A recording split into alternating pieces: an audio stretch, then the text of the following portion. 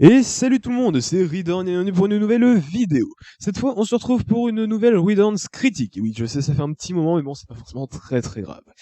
Donc cette fois, il s'agit d'une Ridon's critique sur deux œuvres qui ont un lien, c'est juste que l'une est une adaptation de l'autre. Il s'agit de The Amazing Spider-Man 2, le film et le jeu. Mais on va commencer par le jeu parce que je préfère commencer par le plus mauvais et terminer par le meilleur. Donc The Amazing Spider-Man 2 sorti sur PS3, Xbox 360, Xbox One, PS4, PC, voilà. Et peut-être Wii U, mais j'en suis pas sûr. Enfin, normalement, c'est sorti sur toutes les consoles. Et c'est nul, mais bon, c'est pas le plus important. C'est développé par Benox. Benox, je sais pas pourquoi, je crois que c'est un studio français. Et c'est édité par Activision. C'est sorti en début mai, le 4 mai, je crois. Ouais, effectivement.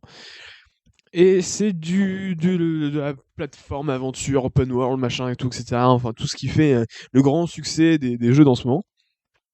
Avec un système de combat à la Batman, et puis tout ça, et puis tout ça. Donc, The Amazing Spider-Man 2, ça raconte quoi comme histoire? Et ben ça raconte l'histoire en fait de Peter Parker qui, après avoir battu le lézard dans le premier épisode du jeu, hein, évidemment, puisque là c'est vraiment concernant le jeu n'a absolument rien à voir avec le film, ou en tout cas il essaye de s'en éloigner tout en s'accrochant quand même au film, c'est assez dérangeant, mais bon, vous allez comprendre tout de suite. Donc en fait, il n'a plus de super vilain à taper, donc du coup, Peter se dit que ce serait bien de chercher un petit peu qui est le criminel de son oncle, pour pouvoir le mettre en prison. Et donc du coup, c'est ce qu'il fait. Mais à un moment, là où il pense le tenir et tout, etc., et bah il retrouve le criminel de son oncle mort dans les poubelles.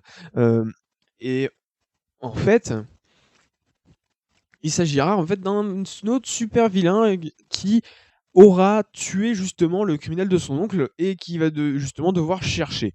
À la base, l'histoire part de ça en fait. On nous fait tout un monologue en nous repassant des cinématiques justement concernant comment est mort l'oncle Ben.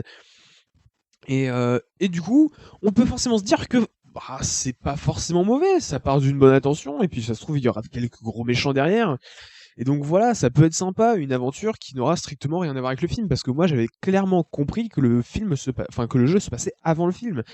Donc ça pouvait être vachement sympa, intégrer des méchants qui ne seront pas intégrés au film. Et puis après, donc tu as l'arrivée de justement la rencontre avec d'autres méchants, un méchant qui fait des chocs électriques, je crois, ou des coups électriques, je sais plus très bien. En même temps, tu rencontres Max Dillon avant qu'il devienne Electro. Après, pour te renseigner sur un truc, je ne sais plus quoi, on rencontre Harry Osborn, qui va devenir le bouffon vert dans le film. Puis après, on rencontre le Caïd, puis après, on rencontre Craven, puis après, on rencontre Felicia, et après, on s'aperçoit qu'on va devoir battre Electro, puis après, on s'aperçoit qu'on va devoir battre le Bouffon Vert, et après, on s'aperçoit que vous allez devoir battre un ennemi que je ne vais pas vous dire juste pour vous garder la surprise, puisque c'est à peu près la seule surprise intéressante du jeu. Alors, je vais peut-être pas vous la révéler. Voilà. Autant dire tout de suite, le scénario est naze. Il est mal mis en scène, pas du tout développé. C'est limite le plus développé, c'est Harry Osborn, qui est à peu près autant développé que dans le film. Enfin, il est moins développé que dans le film évidemment, mais quand même assez développé pour justement qu'on sache que c'est un ancien ami de Peter, etc., etc. Voilà. Le truc en fait, c'est que je sais pas ce qui est arrivé dans la tête des développeurs quand ils ont écrit le scénario, mais c'est pourri. Ils ont comment dire, ils ont pris les parties un minimum intéressantes des méchants du film et ont installé tout un scénario autour avec plein d'autres méchants. Voilà. Par exemple, Craven, il est inutile. Le Caïd, il est inutile. Felicia est inutile. Limite, il y aurait eu que Carnage Killer, ça aurait pu être beaucoup plus intéressant. Enfin, ça aurait été beaucoup moins brouillon. Voilà, genre, ils doivent gérer les événements du film en même temps que Carnage Killer, qui est exclusif aux jeux vidéo. Mais là, il y a trop d'ennemis, c'est trop le bordel. Les gens qui se plaignent qu'il y a trop d'ennemis dans le film, mais sérieusement, jouer au jeu, c'est ça, s'en mêler les pinceaux parce qu'il y a trop d'ennemis. Le film, il s'en mêle pas du tout les pinceaux, hein. Il, il- il- il développe pas assez. C'est ça le problème du film, c'est qu'il développe pas assez, mais je vais y revenir justement quand on va parler du film. Donc voilà, le jeu part littéralement en sucette avec ses ennemis, tout ça et tout. Bon, il y a des ennemis comme Felicia qui était déjà là dans le premier jeu, qui est normal. Voilà, bon, elle était pas là dans le film, enfin si, dans le 2, elle est dans le 2, mais pas en tant que super vilain, en tant que juste easter egg. Et en fait, bah ça rime à rien en fait. C'est ça le truc, il se passe des trucs mais ça ne rime strictement à rien. Et au fur et à mesure, tu te dis mais pourquoi il est là, qu'est-ce qu'il fait là et tout, un peu son passé, tout ça. Voilà, Max Dillon, tu sais juste qu'à un moment, bah voilà, Spider-Man l'a rencontré et puis lui a dit ouais, t'es mes yeux, mes oreilles. Et puis quelques missions plus tard, tu dois le battre. Il est en électro et tu dois le battre et tu sais pas pourquoi. Voilà. Harry Osborn, il y a plus de cinématiques concernant Harry Osborn, en voyant justement qu'il s'injecte le venin d'araignée et tout, etc. Donc ça, c'est ça qui fait que c'est l'ennemi le plus développé hein, dans le jeu. Mais après, le Caïd, tu sais pas ce qu'il fout là exactement. C'est un mec véreux qui arrive et qui aide Harry Osborn pour éradiquer la pègre, pour prendre la place justement du haut de la pègre. Mais à part ça, bah, tu sais pas qui c'est, tu sais pas. Enfin, voilà, c'est. Bon, il y a quelques phrases par-ci par-là qui étoffent le background du personnage, mais ça va pas plus loin. Felicia, bon, bah, pour ceux qui ont joué à la première adaptation, ils savent un petit peu ce qu'il en faut, mais dans le jeu, elle arrive comme ça, elle est juste. Il y a juste en fait une attaque de musée, tu arrives là, tu la bats, et puis basta. Ça va pas plus loin. Elle a été mordue par un chat génétiquement modifié, et puis du coup, elle a des pouvoirs de chat, mais quand tu la combats, tu le vois pas. Donc du coup, ça sert strictement à rien. Voilà, c'est totalement useless. Et il y a plein de trucs comme ça où tu te demandes pourquoi avoir fait ça juste pour ajouter du contenu alors qu'ils auraient pu faire une bonne histoire. Le jeu étant déjà assez court en lui-même, faire ça juste pour ajouter du contenu alors qu'ils auraient pu vraiment développer l'histoire qu'ils voulaient développer autour de Carnage Killer, ça aurait été beaucoup mieux. Voilà, c'est dommage, mais bon, voilà, ils l'ont ultra mal foutu. Côté contenu du jeu, c'est totalement vide. Je me suis emmerdé, mais comme je me suis jamais emmerdé dans un jeu comme ça, enfin, dans une adaptation, c'était pourri. Enfin, il y a quasiment rien à faire. Il y a des petites missions où, par exemple, il faut prendre des photos pour récupérer des journaux audio qui permettent de savoir un petit peu quelques trucs sur ce qui se passe, mais qu'on s'en fout littéralement parce que les journaux audio sont totalement chiants à écouter par rapport à dans d'autres jeux. Et le truc, c'est qu'on pourrait se dire, c'est des missions avec un minimum de challenge. Et à certains moments, par exemple, il y a deux mecs de la pègre qui sont à un endroit, il faut les photographier pour justement avoir le journal audio. Et vous pouvez tout simplement vous balader à côté d'eux en tant que Spider-Man sans aucun problème, sans aucun souci. Voilà, il y a aucun challenge, c'est pas genre hop, tu t'approches de la flic justement qui a son PC portable sur le capot de sa voiture où il y a des preuves justement, tu t'approches d'elle, elle va pas fermer le truc pour dire hop, bah non, tu reviens plus tard si tu veux choper les trucs. Pour foutre un peu de challenge, tu peux te coller à la voiture à côté de la flic pour prendre la photo. Voilà, bon, c'était comme ça dans le premier si je m'en souviens bien, mais dans le premier, il y avait vraiment beaucoup plus de trucs intéressants. C'était peut-être le fait qu'il y ait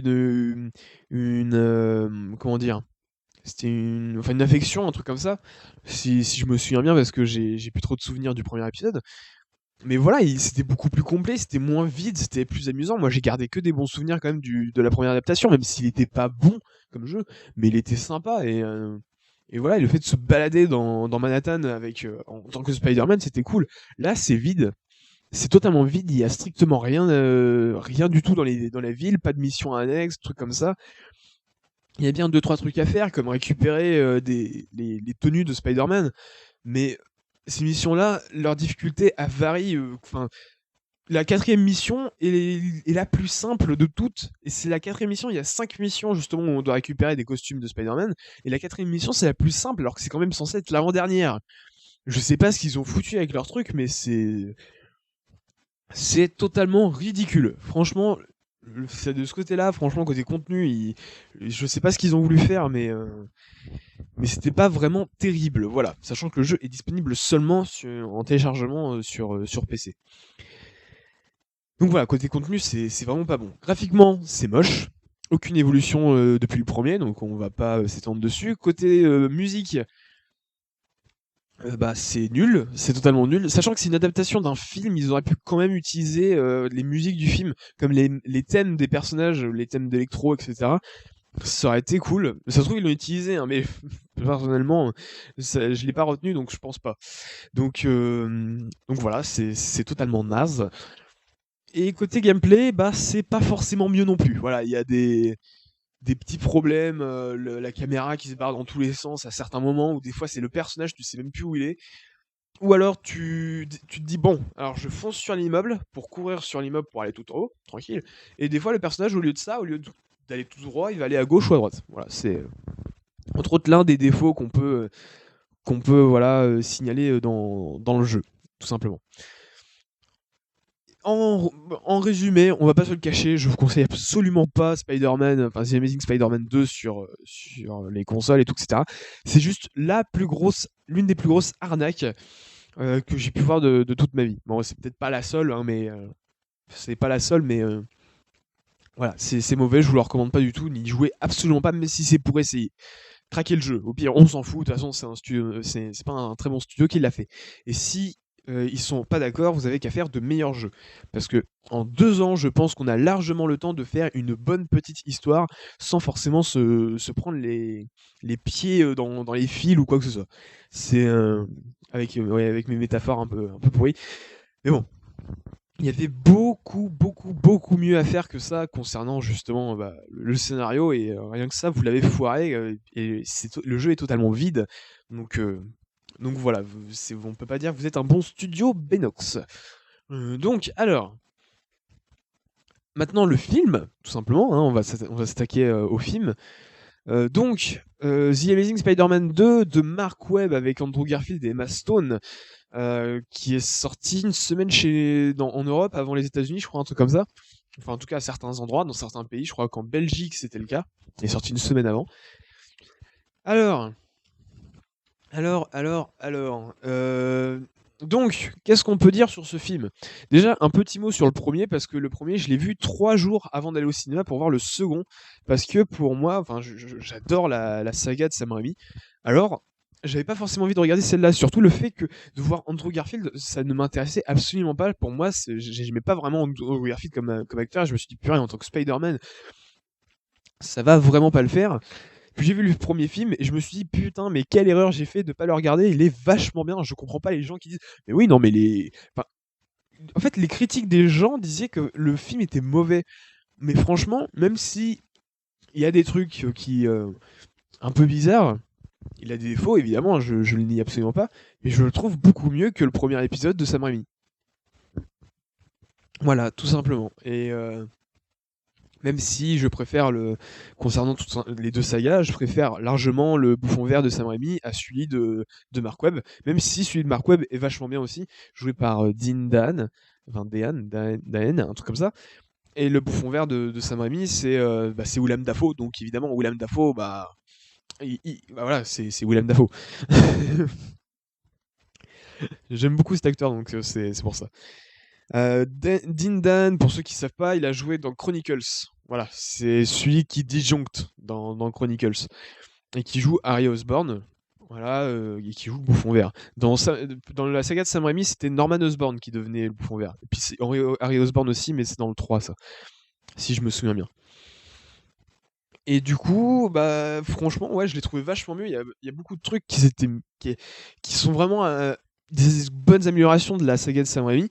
Entre autres, le fait qu'il n'y ait pas le syndrome post-11 septembre, cher à la saga de Sam Raimi, qui est un truc que je vomis. Juste, je déteste ça, je comprends pas cet état d'esprit. Alors certes, ils veulent garder, ouais, ils veulent rester bah, confiants et tout, forts par rapport à ce qui s'est passé au 11 septembre, etc. Ça, je le conçois tout à fait, mais venir nous faire chier dans des films, par contre, ça, c'est un peu chiant, quoi. Parce que c'est du patriotisme juste exagéré dans des films dont le patriotisme est déjà ultra exagéré. Et du coup, c'est du patriotisme totalement inutile qui donne juste envie de foutre des claques pour leur dire de se calmer et que c'est pas en criant qu'ils vont faire quelque chose. Voilà, c'est pour ça que ça m'énervait ça dans la saga de Sam Raimi, et bah c'est pas dans la saga de Mark Webb, et du coup c'est cool. De plus, les personnages sont vraiment sympas, enfin par exemple le mec qui martyrise un petit peu Peter Parker, enfin qui martyrise entre guillemets hein, dans la saga de Mark Webb. Dans la saga de Sam Raimi, c'est juste vraiment le mec qui fait chier le monde, quoi. C'est le connard par excellence. Là, dans la saga de Mark Webb, le mec, voilà, il emmerde les gens, mais il est quand même sympa. Voilà, par exemple, quand l'oncle Ben meurt, le mec, il vient quand même, voilà, de dire ses condoléances à Peter. Le mec dans la saga de Sam Raimi l'aurait pas fait. Et ça, c'est un des trucs qui m'a plu dans la saga de Mark Webb. Donc je préfère celle de Mark Webb, même si j'aime beaucoup celle de Sam Raimi. Voilà. Et donc du coup, on va parler du second film, parce que je pense que c'est ce que tout le monde attendait. Donc, bah franchement, et ben il est vachement bien. Voilà. La fin est géniale. Même si, enfin, la fin est géniale. Non, donc il y a 3 ennemis en fait dans le film. Un ennemi qui est là au début et à la fin seulement. Voilà, donc c'est le Rhino qui est pas ultra intéressant. Au début, bah oui, c'est juste un Russe qui veut récupérer des produits dangereux pour faire une bombe, etc. Ça va pas plus loin. Et à la fin, il devient le Rhino. Ouais, mais le Rhino, bah, c'est juste là pour faire un cliffhanger pour le 3e épisode, donc il sert à rien, mais en tant que terroriste, en fait, il montre juste la popularité de Spider-Man à ce moment-là, quoi. Et surtout, bah, le retour de Spider-Man, euh, pour dire qu'il était occupé, et donc du coup, il a eu un peu de mal à arriver pour la remise des diplômes. Voilà, ça voulait juste dire ça, et ça n'a pas plus loin. Après, il y a l'arrivée donc déjà des ennemis de Oscorp qui sont pas forcément gênants. Enfin, ça concerne pas Spider-Man, hein, donc du coup, nous, ça nous concerne pas. Mais ça a concerné en fait l'arrivée en tant que méchant de Harry Osborn et de Max Dillon. Voilà, et du coup, ils vont s'allier, etc. Mais franchement, les deux ennemis là, le seul défaut qu'ils ont, et c'est le seul défaut que je noterai au film, même s'il en a d'autres, mais c'est celui qui m'a le plus marqué, en tout cas, c'est que les ennemis ne sont pas développés. Voilà. Max Dillon est quasiment pas développé, et c'est un personnage personnellement que j'aime pas du tout. Quand il est en électro, il est cool, mais sinon, je trouve qu'il sert à rien. Et il est pas développé, on peut pas se prendre d'amitié pour lui parce qu'il est chiant. Voilà. Même si c'est un mec solitaire et tout, etc., enfin qui incarne la solitude à fond, tu peux pas forcément te prendre de sympathie pour lui et te dire ah c'est pour ça qu'il est devenu méchant, et qui fait que justement il devient un méchant ultra charismatique, parce que le personnage n'a aucun charisme. Même dans sa solitude, il n'a aucun charisme. Alors cet ennemi est totalement inutile. Même si Electro est plutôt cool, et son thème et le combat qu'il a avec au fur et à mesure où il frappe Spider-Man, la musique est en rythme, c'est cool. Mais sinon, ça va pas plus loin en fait. Donc du coup, ça sert. Enfin voilà, c'est juste pour aider Harry en fait dans le truc.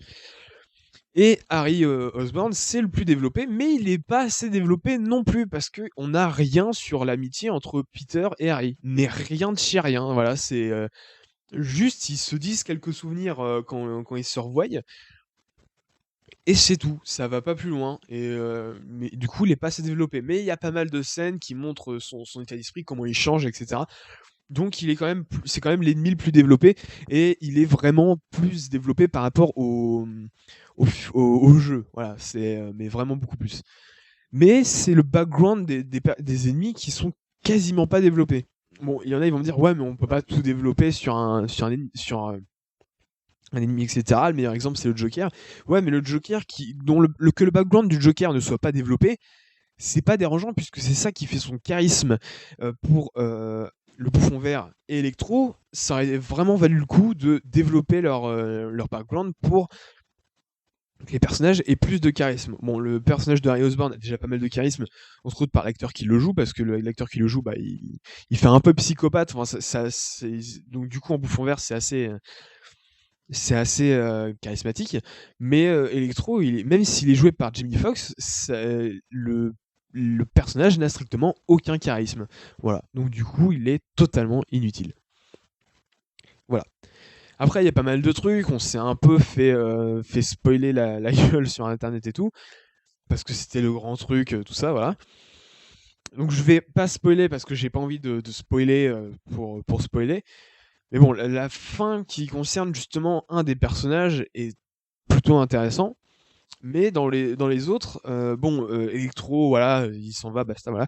Mais finalement, en fait, c'est pas assez développé. Enfin, les deux des personnages, leur fin est très très intéressante.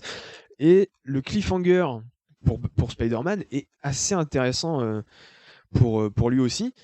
Mais c'est un cliffhanger qui va vraiment amener au 3. On a l'impression qu'en fait, c'est plutôt un second film qui est en deux parties. Voilà, en voyant la fin du 2, on a vraiment l'impression que c'est ça, c'est que c'est un film en deux parties et qu'on a vu que la première partie. Donc à voir. Voilà, à voir et donc j'ai vraiment hâte de voir le troisième épisode qui devrait arriver normalement en 2016, s'il respecte toujours un délai de 2 ans. Et c'est cool, de toute façon on va être inondé de films, voire 2015, peut-être 2015, ouais, parce que il me semble que leur contrat pour les films et tout, les films Marvel s'arrête en 2015. Donc peut-être 2015, ouais. Bon, en tout cas, vu qu'on aura Avengers, les machins et tout, dans pas longtemps, enfin, on sera inondé de trucs de super-héros, donc ce sera pas forcément une très très longue attente. Voilà. Bon, enfin bref, le film, quand même, je vous conseille vraiment de le voir, puisqu'il est vraiment sympa à regarder. Et voilà, après, voilà, après, faites ce que vous voulez. Mais allez voir le film, ne jouez pas au jeu, voilà. Donc, voilà un petit peu pour cette vidéo, et je vais bientôt arrêter de dire voilà, parce que je sens que ça fait chier tout le monde, même si, enfin, c'est plutôt que ça me fait chier de pas arrêter de dire voilà, donc du coup, je pense que ça vous fait chier. Concernant les vidéos qui vont arriver après, il va y avoir une vidéo que j'ai déjà faite à ce moment-là, hein, c'est juste que j'ai refait en fait l'enregistrement de cette vidéo, parce que j'avais envie, et du coup, la prochaine vidéo sera sur la saison 3 de Once Upon a Time. Et les autres vidéos seront certainement la suite du worklook de Star Fox Adventure. Ça aura mis un peu de temps, mais je peux vous assurer que ça arrive. Enfin, en tout cas, je m'y prépare, voilà. Allez, on se quitte là-dessus et on se retrouve bientôt pour une nouvelle vidéo. Salut tout le monde et à la prochaine.